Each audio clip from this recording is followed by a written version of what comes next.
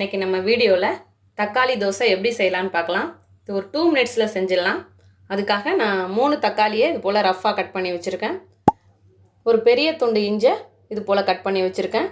4 பூண்டு பல், 1 டீஸ்பூன் சீரகம், 1 டீஸ்பூன் காஷ்மீரி சில்லி பவுடர் எடுத்திருக்கேன். 3 வரமிளகாவை ஹாட் வாட்டரில் ஒரு 15 மினிட்ஸ்க்கு முன்னாடியே ஊற வச்சு எடுத்து வச்சுருக்கேன். உப்பு தேவையான அளவு, தோசை மாவு ஒரு 1.5 கப் எடுத்து வச்சுருக்கேன். எண்ணெய் தேவையான அளவு. இப்போ எப்படி செய்யலான்னு பார்க்கலாம். ஒரு மிக்ஸி ஜாரில் நம்ம தக்காளியை சேர்த்துடலாம்.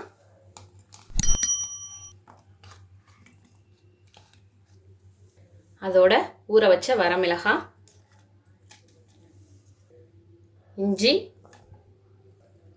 பூண்டு, சீரகம், காஷ்மீரி சில்லி பவுடர்,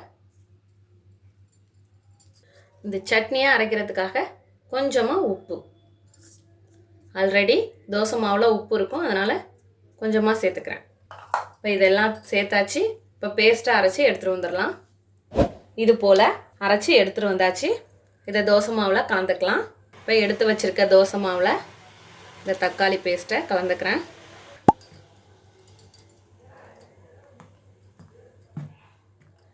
இப்போது நம்மளோட தோசை மாவு சூப்பராக ரெடி ஆயிடுச்சு.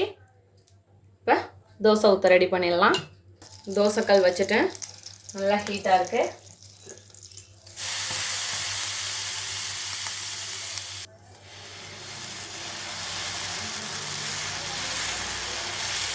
நல்லா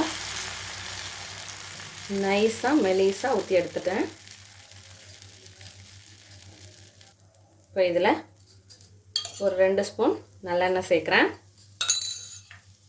நல்லா கோல்டன் ப்ரௌன் வரணும், நல்லா செவக்க வேக விட்டு எடுக்கலாம். இப்போ திருப்பி போட்டுக்கலாம்.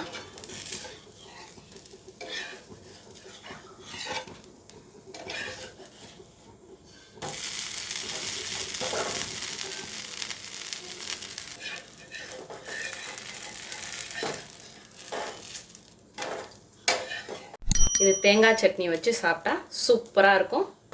அவ்வளோதான், நம்மளோட அருமையான அற்புதமான தக்காளி தோசை ரெடி ஆயிடுச்சு. இதே போல் நீங்களும் உங்கள் வீட்டில் செஞ்சு பார்த்துட்டு எப்படி வந்துச்சுன்னு கமெண்ட்டில் சொல்லுங்கள். தேங்க்யூ.